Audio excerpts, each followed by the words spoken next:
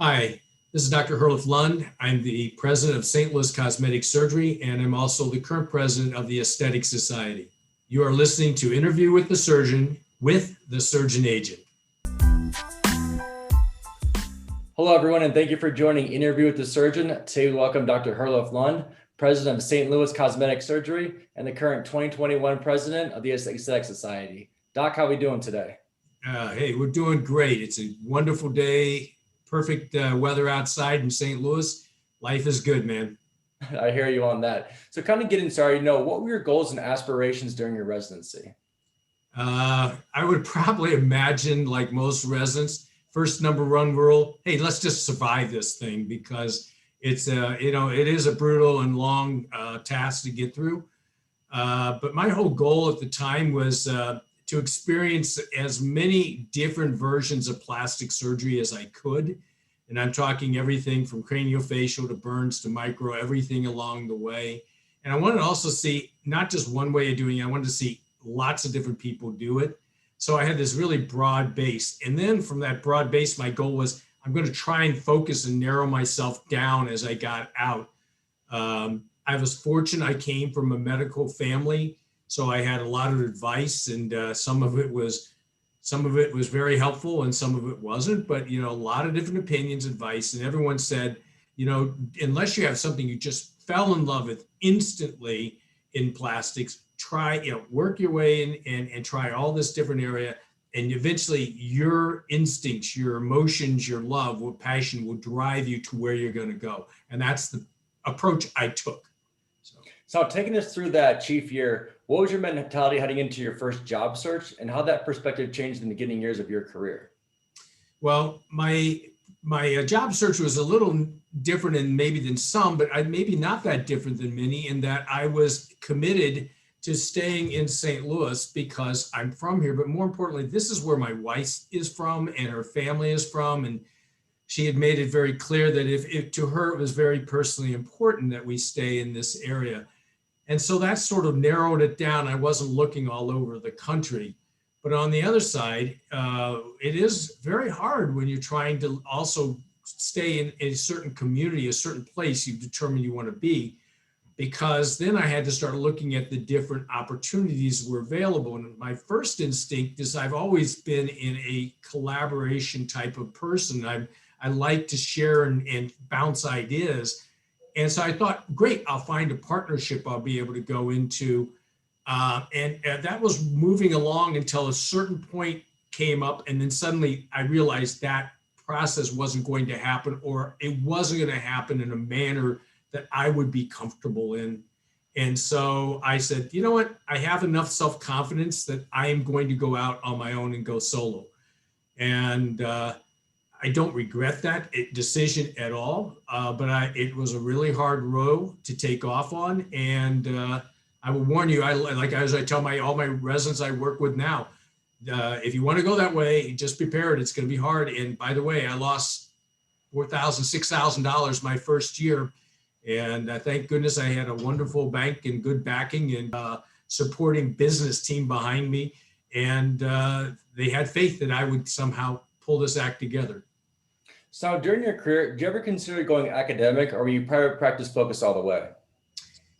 Originally, I was thinking when I was first training, I wanted to do academics. But then what occurred very quickly in my mind is I saw some things I wasn't enamored with in academics. There seemed to be a little bit of a lack. Again, when I talked about this camaraderie, collegiality, there was some department, and maybe it's just where I was training at the time, there just seemed to be a lot of compartmentalization, and we don't talk to them, and I don't talk, and that just didn't fit with me. So again, growing up in a family that had both academic and private practice physicians, I had the models to choose from, and I said, I'm going to go over and try the private practice side. Ironically, as life has gone along, things go around often in circles, and here I am now working with the residents at St. Louis University, and occasionally I get the Washington University residents and so I guess it's come full circle. So thinking back, what would you say were some of the keys to your success that shaped your early career that allowed you to be where you are today? Well, I define where I'm at today in two different planes. So there's what I am in my private practice, which I think has been very successful. And there's where I am in my societal position as president and how I got to that.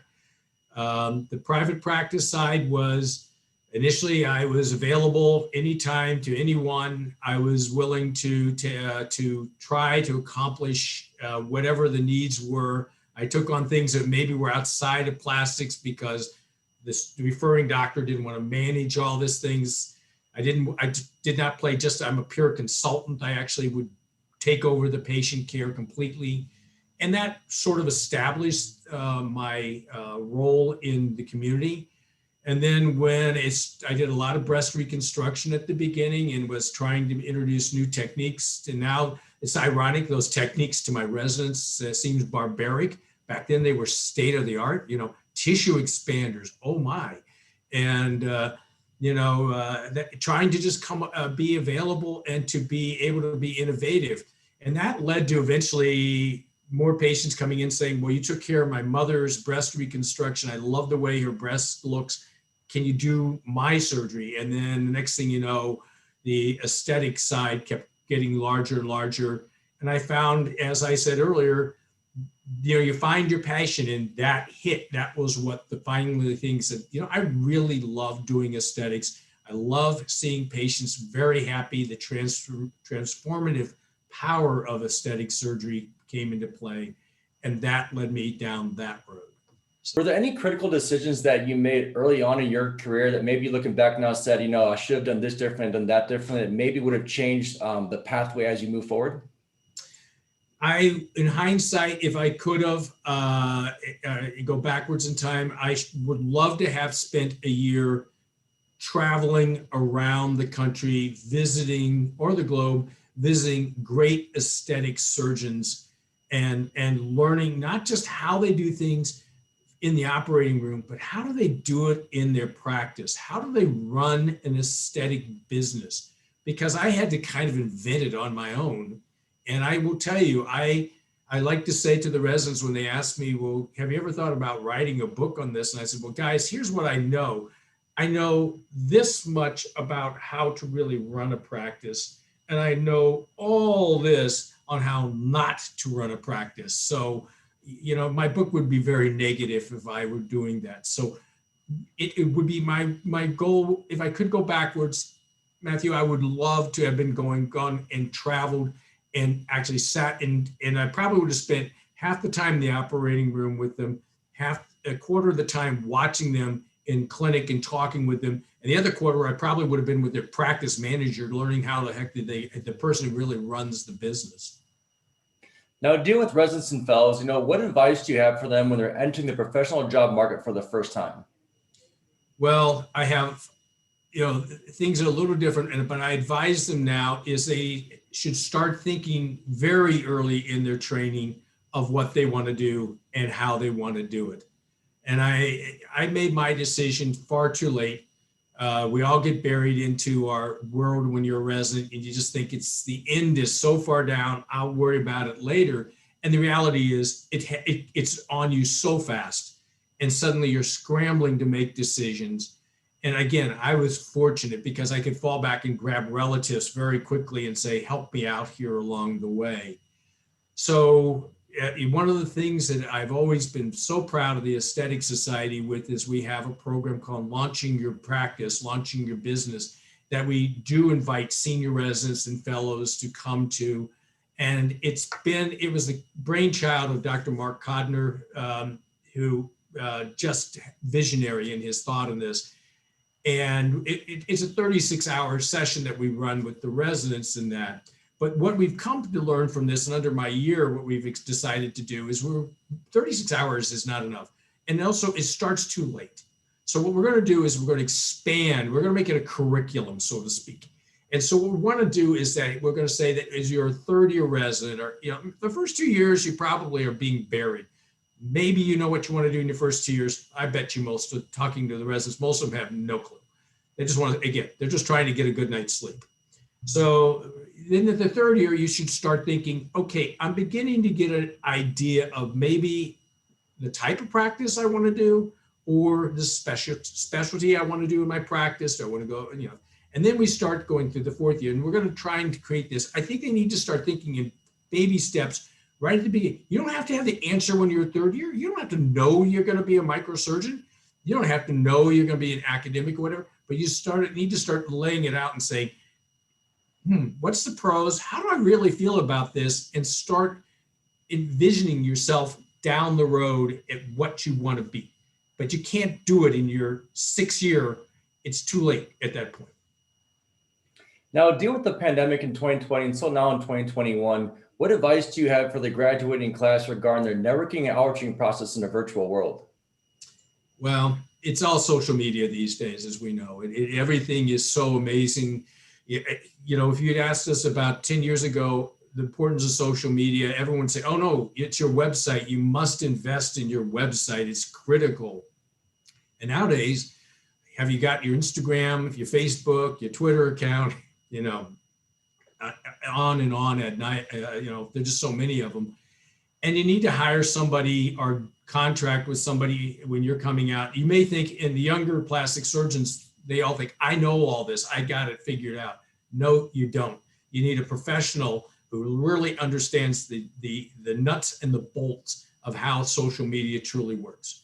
Because you can make such a simple faux pas as to put something on one social media platform, and it turns out that negates your ability to use all these other ones because they have a conflict policy. So hire a professional, do your due diligence on it, listen to them. You don't know, even though you've been playing with social media for all your young life, you're not an expert. There are people out there who know exactly. The experts are the ones who are manipulating you, and you don't want to be the manipulated one. You want to be the one that is able then to use your social media to get your message across and get it as broad a spectrum as possible. So that's the best way of networking quickly is social media today. Yes, it is important still to have a website. I know some people say we only have landing pages and that. Well, I don't know. I think your website gives them a chance to spend more time and to actually get the nature and the feel of your practice. Maybe I'm old school in that.